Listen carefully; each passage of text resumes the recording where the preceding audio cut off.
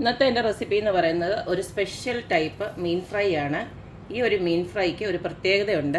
ഈ ഒരു മീൻ ഫ്രൈ ഉണ്ടെങ്കിൽ വേറെ പ്രത്യേകിച്ച് ഒരു കറിയുടെയും ആവശ്യമില്ല. ഈ ഒരു മീൻ ഫ്രൈ കൂട്ടി ഒന്നല്ല 2 പ്ലേറ്റ് ചോറ് വരെ നമുക്ക് ഈസി ആയിട്ട് കഴിക്കാൻ പറ്റും. അത്രയ്ക്ക് ടേസ്റ്റി ആയിട്ടുള്ള ഈ ഒരു മീൻ ഫ്രൈ നമുക്ക് എങ്ങനെയാണ് ഉണ്ടാക്കുന്നതെന്ന് നോക്കിയിട്ട് വരാം. നമ്മുടെ സ്പെഷ്യൽ ഫിഷ് ഫ്രൈ ഉണ്ടാക്കാനായിട്ട് ഇതുപോൾക്ക് ഞാൻ 5-6 കഷ്ണം നെമ്മീനാണ് എടുത്ത് വെച്ചിരിക്കുന്നത്. കഴുകി വൃത്തിയാക്കിയ നെമ്മീനാണ്. ഇനി ഇതിന് നമുക്കൊരു മസാല ഉണ്ടാക്കണം. ഇത് ഒന്ന് ഫ്രൈ ചെയ്തെടുക്കാനായിട്ട് അതിന് വേണ്ടിയിട്ട് നമുക്ക് ആവശ്യത്തിനുള്ള മുളക് പൊടി ഒന്ന് ഇട്ട് കൊടുക്കാം. കാശ്മീരി ചില്ലി ഒരു 2 ടീസ്പൂണ് ഇട്ട് കൊടുക്കുകയാണ്. മീനിൻ്റെ അളവനുസരിച്ചിട്ട് ഇത് കൂട്ടിയും കുറയ്ക്കുകയും വേണം. അടുത്തത് നമുക്ക് ഇതിലേക്ക് ആവശ്യത്തിനുള്ള ഉപ്പിട്ട് കൊടുക്കാം. ഇപ്പോൾ ഒരു 1/2 ടീസ്പൂണോളം വന്നിട്ട് കൊടുക്കുന്നുണ്ട്. ഇനി അടുത്തത് കുറച്ച് മഞ്ഞൾപ്പൊടി ഇട്ട് കൊടുക്കാം. ഒരു 1/4 ടീസ്പൂണോളം ഇട്ട് കൊടുക്കുന്നുണ്ട്.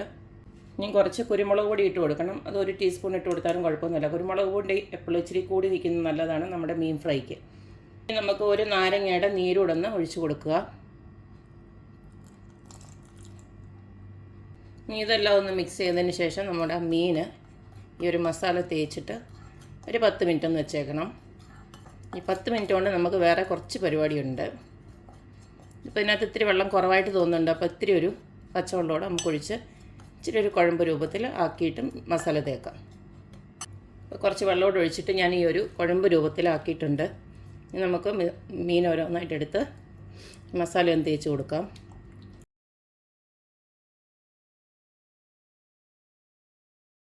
അപ്പോൾ മീനെല്ലാം ഞാൻ മസാല തേച്ച് കൊടുത്തിട്ടുണ്ട്. ഇതിന് ഒരു 10-15 മിനിറ്റ് അവിടെ നിന്ന് ഇരിക്കട്ടെ. ആ സമയം കൊണ്ട് നമുക്ക് കുറച്ച് പരിപാടിയുണ്ട് ചെയ്തെടുക്കാനായിട്ട്. മീൻ മസാല പിടിക്കുന്ന നേരം കൊണ്ട് നമുക്ക് ഒരു പരിപാടി ഉണ്ടെന്ന് പറഞ്ഞാൽ ഞാൻ ഇതാണ്. കുറച്ച് നമ്മുടെ ചെറിയുള്ളി റെഡിയാക്കി വെക്കണം.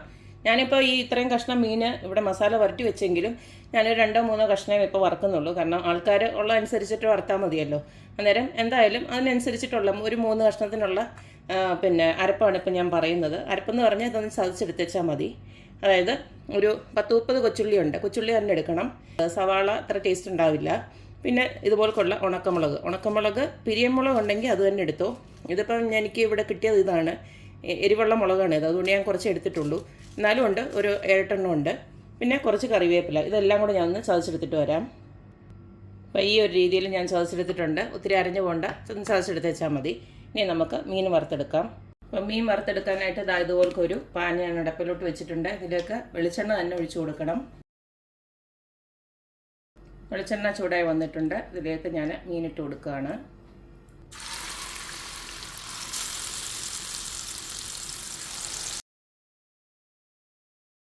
മീനെല്ലാം ഇവിടെ നല്ല ഫ്രൈ ആയി വന്നിട്ടുണ്ട്. ഇതിനി നമുക്ക് എടുത്ത് മാറ്റാം. ഇതിനെയും ഈ എണ്ണ ഞാൻ മാറ്റുന്നില്ല. ഈ എണ്ണയിലോട്ട് തന്നെയാണ് നമ്മൾ നേരത്തെ ചതച്ച് വെച്ചിരിക്കുന്ന ഐറ്റം ഉണ്ടല്ലോ, അതെല്ലാം കൂടെ അങ്ങോട്ട് ഇടുവാണ്. നിങ്ങൾക്ക് എണ്ണ ഇത്രയും വേണ്ടെങ്കിൽ നിങ്ങൾക്ക് കുറച്ച് വേണമെങ്കിൽ എടുത്ത് മാറ്റിയിട്ട് ഇതിനകത്ത് വഴറ്റിയെടുത്താൽ മതി.